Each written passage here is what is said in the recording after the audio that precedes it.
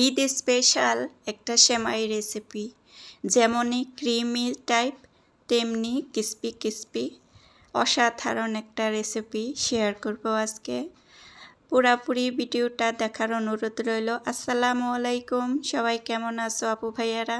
এই তো শুরু করে দেব এখন যেভাবে আমি রেসিপিটা তৈরি করলাম। আমরা বাসার সবাই মিলে এই রেসিপিটা করে নিয়েছি। আর কি বাচ্চাদের তো বেশি পছন্দ কোনো কিছু আর কি তৈরি করতে গেলে তাদেরই উৎসাহটা বেশি থাকে। এই জন্যে আমার বোনের মেয়ের সাথে আমি মিশে তারপরে রেসিপিটা দুইজনে মিলে তৈরি করে নিছি।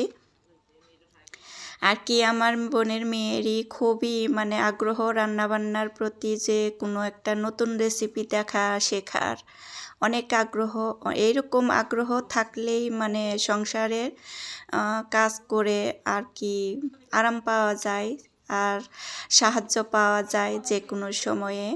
এই তো প্রথমে আমি সেমাইটা সুন্দর করে ভেঙে নিছি, তারপরে এই তো দেশি ঘি, একদম অরিজিনাল খাঁটি ঘি দিয়ে দিলাম।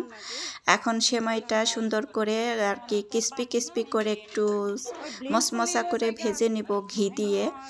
এইখানে তোমাদের যদি ঘি না থাকে তাহলে সাদা তেল দিয়েও ভেজে নিতে পারো। সেমাইটা ঘি দিয়ে ভাজলেই বেশি ফ্লেভার আসে, সুন্দর একটা সেন্ট আসে। আর এই তো ভাজা প্রায় হয়ে যাইতেছে, এখন আমি একটু লবণ দিয়ে দিলাম।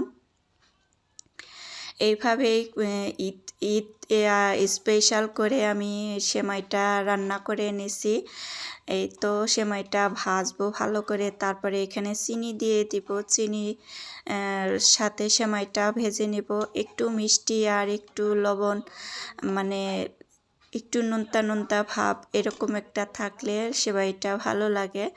আর যার যতটুকু দরকার সেমাইয়ে মিষ্টি দিয়ে দিবে। এই রেসিপিটা আমি ইউটিউবে দেখেই ট্রাই করতেছিলাম। তারপরে চিন্তা করলাম যে আমি যখন ট্রাই করতেছি তবে সবার সাথে একটু শেয়ারও করে দিব।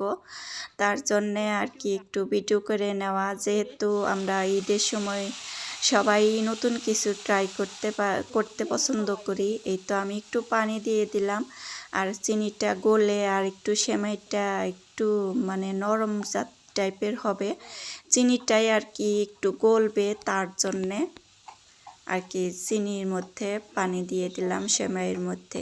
অত বেশিও দেওয়া যাবে না যে যাতে সেমাইটা একদম গলে যায়, নরম হয়ে যায়, না হলে তো একটু ক্রিস্পি ক্রিস্পি মশমশা ভাব থাকবে না।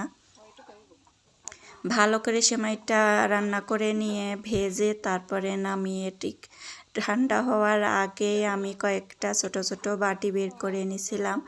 আর কি একরকম বাটি আমি পাই নাই, আমার ছিল না, এই জন্যে আমি নানান রকমের বাটিতে আর কি সাজিয়ে নেব, দেখতেই পারবা সামনে। এখন পর্যন্ত যে আমার ভিডিওতে আসো একটা লাইক দিতে ভুলে গেছো, প্লিজ একটা লাইক দিয়ে পাশে থাকো। তোমাদের ছোট্ট একটা লাইকই আমার এই ভিডিওটা শেয়ারের কাজ করবে, আরও অনেকের কাছে পৌঁছে দিতে সাহায্য করবে। এই তো এখানে দেখো, এখানে আমি কিশমিশ 2 রকমের বাদাম বের করে নিছি, কিশমিশ বের করে নিছি। আর এই তো আমার বোনের মেয়ে আমাকে সাহায্য করছিল যে এই তো বাটিতে সেমাইগুলা আর কাটুরি বাটি হিসেবে আর কি সেমাইগুলা ভরতে, মাঝখানে জায়গা রেখে তারপরে সেমাইগুলা সুন্দর করে সেট করে দিতেছিল আর কি, মাঝখানে যাতে আমি হালুয়া বানিয়ে ভরে দিতে পারি সেইভাবে। সুন্দর রেসিপিটা দেখেই তোমরা বুঝতে পারবা যে কিভাবে আমি করলাম।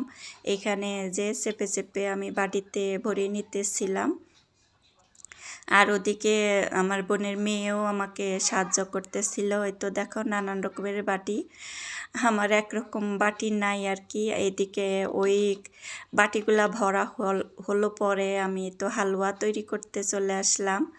হালুয়াটাও অনেক টেস্টি হয়েছিল, অনেক ভালো লাগছিল। এখানে বেশি চিনি না দিলেও চলবে, সেমাইতে তো চিনি আছেই আর কি। একটু ক্রিমি একটু হালুয়া টাইপের একটু করব, এই তো মাঝখানে দেওয়ার জন্যে।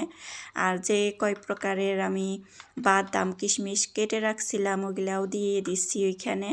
তারপরে এখন জাল করে নেব। এই তো বাটিগুলা সব সেট করে দিল, একসাথে জড়ো করে নিল। আমি বললাম যে একটু ফ্রিজে রেখে আসো, তার জন্যে আর কি একসাথে করে উঠিয়ে নিয়ে চলে গেল ফ্রিজে। এখন এই তো হালুয়ার মধ্যে আমি নারকেল দিয়ে দিলাম। নারকেলের পরিমাণটা একটু বেশি হলে ভালো লাগে বেশি, তার জন্যে এই তো হালুয়া তৈরি করার জন্যে বাদাম কিশমিশ আর নারকেল দিয়ে লবণ চিনি দিয়ে এখন জাল করে নিতেছিলাম। তারপরে মজার ব্যাপার হয়েছে কি, আমি চুলায় তো জালই ধরাইছিলাম না, তার জন্যে পরে বললাম যে এখনও জালই ধরাই নাই, বলক আসে না কেন। এই তো হাসাহাসি হয়েছিল একটু। আর এই তো আমি গুঁড়িটা একটু দানা দানা ভাব করে ছড়িয়ে দিতেছিলাম। এইটাই দানা দানা ভাব থাকবে হালুয়ার মধ্যে, সুন্দর দেখা যায়। আর একটুখানি পানি নিয়ে আর ভাপা পিঠার মতো যে গুঁড়িটা আমরা করি ওই রকম করেই আমি এই তো হালুয়ার মধ্যে ছেড়ে দিছি। এই তো শক্ত হয়ে গেছে, সুন্দর হালুয়ার মতো সুন্দর হয়েছে। এখন এই তো বাটিগুলো আমি উঠিয়ে নিব। এই তো আমি দাঁড়িয়েছিলাম ভিডিও করার জন্যে, আমার বোনের মেয়ে তো সুন্দর করে উঠিয়ে নিল। আর এইভাবে বাটিগুলা সব উঠিয়ে নিছি। তারপরে মাঝখানে মাঝখানে আমি তো হালুয়া দিয়ে দিব সুন্দরভাবে। এইভাবে মানে কোনো এই সময় খেতে কোনো বাটি লাগবে না, যা যে কেউই আসবে তার হাতে ধরিয়ে দিলেই এই যে একটা একটা করে খেয়ে নাও, আর সুন্দর আপ্যায়ন হয়ে যাবে। এই তো সবকটা উঠিয়ে নিতেছি আর এই তো হালুয়া ভরে দিব। দেখতে দেখতে শেষ পর্যন্ত চলে আসলাম ভিডিওর। সবাই সবার সাথে থাকো, সাথে থাকলেই সবাই এগিয়ে যেতে পারবো। আর ঈদের জন্য আগাম ঈদ মোবারক সবাইকে। সবার ঈদ যেন ভালো হয়, সুস্থ থাকো সবাই। এই তো আমি মানে হালুয়াগুলাও ভরে নিতেছিলাম, তারপরেও কিছুক্ষণ আমি ফ্রিজে রেখে দিব। হালুয়াটা শক্ত হলে আরও বেশি ভালো লাগে, একটু ঠান্ডা হলেই সেমাইটা আরও বেশি মজা লাগে। সবাই এক পিস করে, একটু পরেই এক পিস করে খাওয়া হয়েছে আর কি, খেয়ে অনেক সুন্দর রিভিউ দিল সবাই। মানে মজা হয়েছে অনেক। আজকে এই পর্যন্তই। ভালো থাকো, সুস্থ থাকো। নতুন দিনে নতুন আরও একটা ভিডিও নিয়ে চলে আসব। ওই পর্যন্ত সবার জন্য দোয়া রইল, ভালোবাসা রইল। আল্লাহ হাফেজ, আসসালামু আলাইকুম।